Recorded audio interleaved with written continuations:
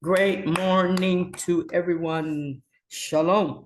Thank you for hanging out with us today here on our empowerment prayer call that's coming through our Wealthy, Healthy, and Whole channel on YouTube. We're glad to be here to share some nuggets with you. Who am I? Janet Green. I've been in a personal development space, teaching and training women over 40 to develop skills so that they could learn to become or ascend into being their absolute best self. Because I believe that there is a better version of us that's waiting for us to connect.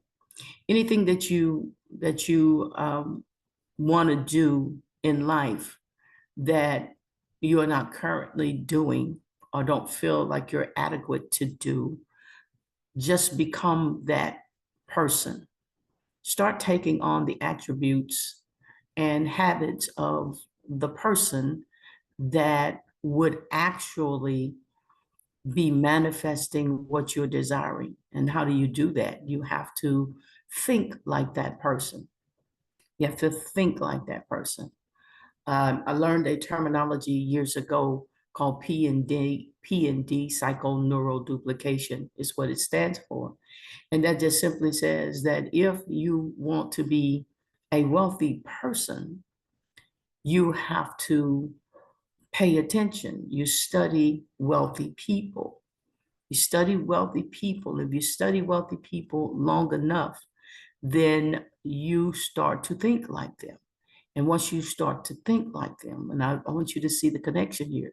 Once you start to think like the wealthy person, then what automatically follows is you start taking on their actions. And so it is a neural thing. It is a mind thing, a brain thing that happens for us all as we are ascending into newer versions of ourselves. You have to decide what that new version could possibly look like. What do you want to be? What do you want to be? Who do you want to be in your next phase of life? How high do you want to ascend? What do you look like in your next phase of life? What is the elevated version of yourself? And once you start thinking like that, y'all know, as you ask the brain questions, the brain begins to seek answers for you. And things start to come into your life to answer those questions. You have to just make sure you're asking the right questions. Always ask your questions in the positive, in the affirmative, because if you ask them in the negative, you will get answers to that. Why do I have to be broke all the time? Well, guess what? You're going to get an answer to that. I promise you, you're going to get an answer. So we don't want to ask the brain negative questions. We want to ask the brain positive things so that we can start receiving those signals, external signals, to be able to attain whatever that is. So one of the things that I talked about on A Dose of Soul Prosperity was living your best life. Living your best life.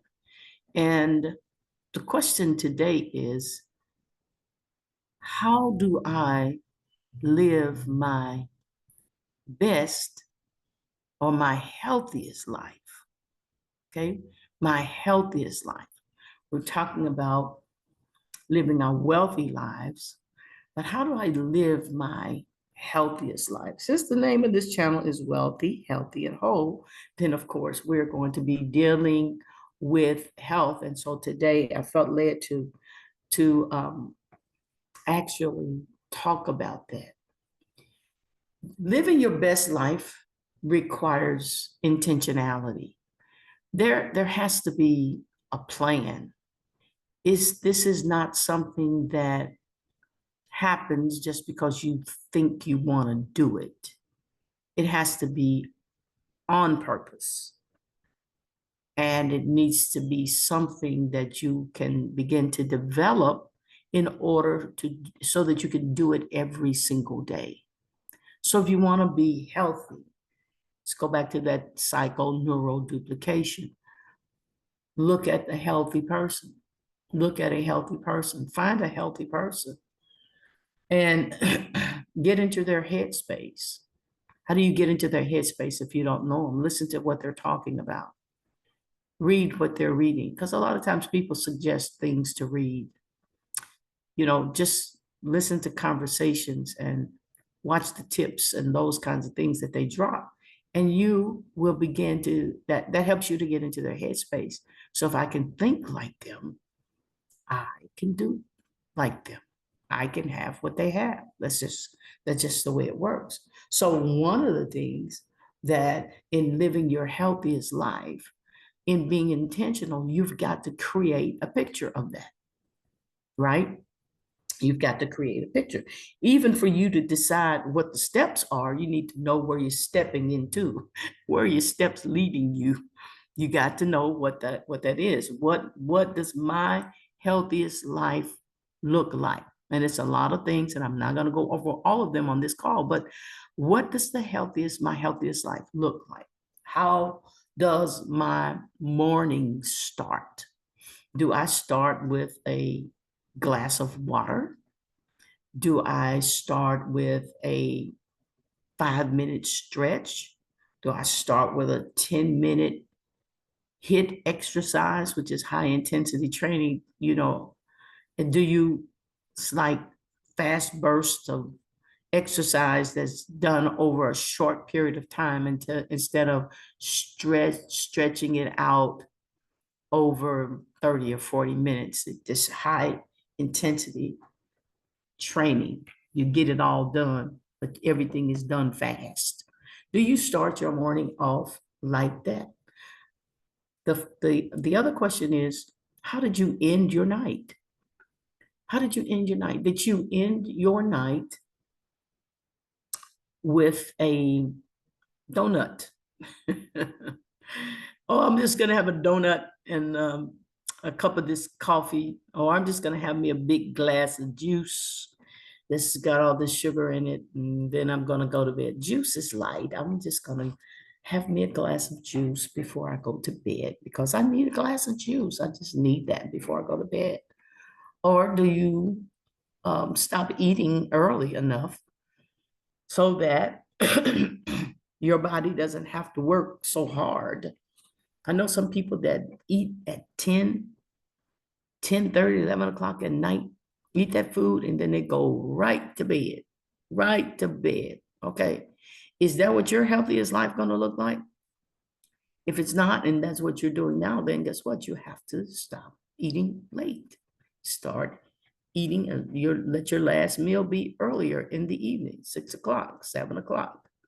And because that's the only way you're going to get to your healthy life. Unless you got a job that where you work all night and you're moving all night, you don't need to eat late because you're going to definitely want to be moving after you eat a meal. You don't want to get the itis. And sometimes that's what happens. We get itis and we want to go to sleep as soon as we eat. If that's not what your healthiest life looks like, and that's what you're doing, then you have to change that. Okay. Are you getting enough sleep? Do you go to bed at 12 and you pop up at 5? How many hours before 12 o'clock and do you actually get in the bed? It is said, the professionals out here say that the more hours you have before midnight, the better your sleep quality is. Now that's what they say. I haven't done that study, but that's why I seek to do, because I used to be that person.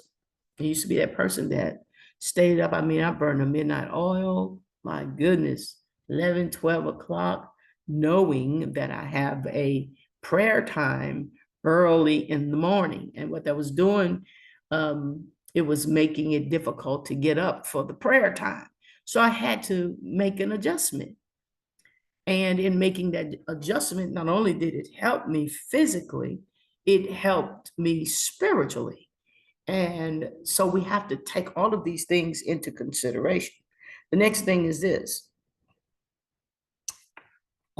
Remember this about this sleep, though, before I move on to the next thing. It is crucial for mental clarity on the next day. It's crucial. It's crucial for physical recovery. Your cells need to regenerate, and they do that with an adequate amount of sleep and just general overall well-being. It's important to get quality rest. All right. Now, okay, after I've gone to bed, made an adjustment, I'm not eating the donut or the piece of cake at the end of the night. I'm going to stop eating at a reasonable time.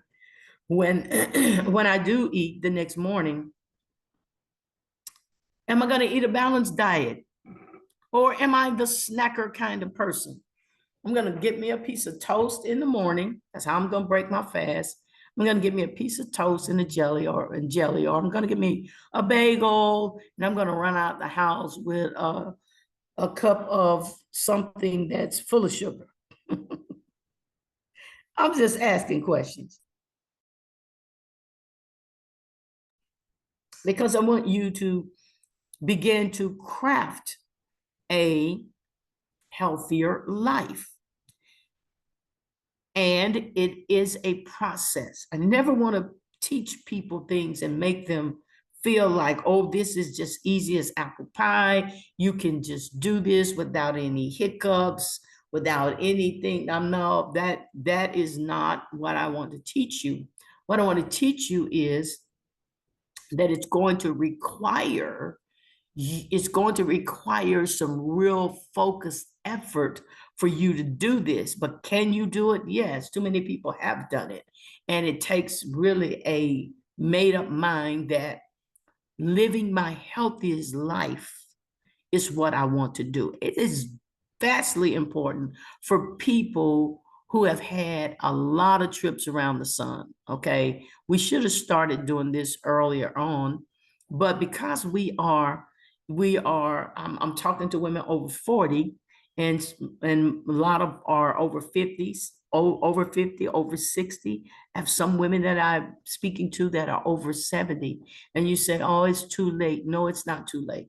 Your body will love you whenever you get started, giving it the right amount of sleep. And then this right here, if I can give it the right amount of water, your body is going to love you. At whatever day you decide that you want to give it the right amount of water and eat a balanced diet, your body is going to love you. So that means I need to drink water in the morning. It is the first thing that I generally put on my stomach, water, 8 to 16 ounces. You can do this. It takes habit building though, okay? You can learn to eat a balanced diet. Make sure you're including whole foods in your diet. Fruits, vegetables, more vegetables than fruits, but fruits are good. If you're a meat eater, lean proteins. You want to do that. There are fats out there that are healthy fats. You want to choose healthy fats. And above all, avoid processed foods and excess sugar. I say that if you can take white sugar out of your diet, you can take white sugar out of your diet. I think it is one of the greatest things ever that you can do for your body, is to remove white sugar. Now, I'm not a proponent of brown sugar. I'm not a proponent of brown sugar. Uh, if you're gonna eat sugar, find you a plant-based something that does not spike insulin, and it's not a fake sugar. Make sure that it is a pure something that you can take and use it in place of the white sugar. Now, I know people are addicted to sugar. White sugar has addictive properties. And that's why most of the people around you are addicted to white sugar, because it has addictive properties. So you want to make sure that you're weaning yourself off of sugar. Wean yourself off of sugar. If you have to get sugar, Get sugar in your fruits. Okay, get sugar in your fruits. If you are a person who deals with diabetes, you definitely don't need white sugar or brown sugar, and you definitely don't need some of this other stuff out here that is not a plant-based pure sugar, because even though it says 0 calories, the pink stuff, the yellow stuff, the blue stuff, all of that stuff still bears on your glycemic index, okay? And that's important for a person who is a diabetic or pre-diabetic or whatever it is. These are the kinds of things that you have to start thinking about. Now, I have a whole list of things, and I'm not going to do them all here, but I hope you got that. We're going to work on the sleep. We're going to eat a balanced diet. We're going to definitely drink enough water. And then we're going to watch our bodies begin to love us and begin to transform us into the healthiest version of ourselves. You have a right to that. We don't want to pray for healing and then poison our bodies. I'm just going to say that. If you're going to pray for healing, then work with the healer. He can heal you of anything, but you want to work with the healer. Do what he has established as those things that help your body to be healthy, and you can maintain your health. I have a 105, 104-year-old grandmother right now who is not on any medication, no medication. Okay, so you don't have to get in your 50s, 60s, and 70s and have 10 medications in your medicine cabinet. This is what I want to encourage you to do. Get you a wellness cabinet. Get your wellness cabinet and begin to change these things in your life. And you will begin to see the medicines drop off in your cabinet, and it will become a wellness cabinet. Now, we'll talk about that on another time. But those are the nuggets that I have for you today. And what I would love for you to do is to tag, subscribe to this channel, share it with somebody that you know that is on a journey, your sister girl that's on a journey to live her healthiest life after 40. Share it with her, and you can save a life. You can help me on my mission to help women to be the best versions of themselves, even after 40, after 50, after 60. So I'm glad you hung out with us, and we're going to see you on the next installment of Wealthy, Healthy, and Whole.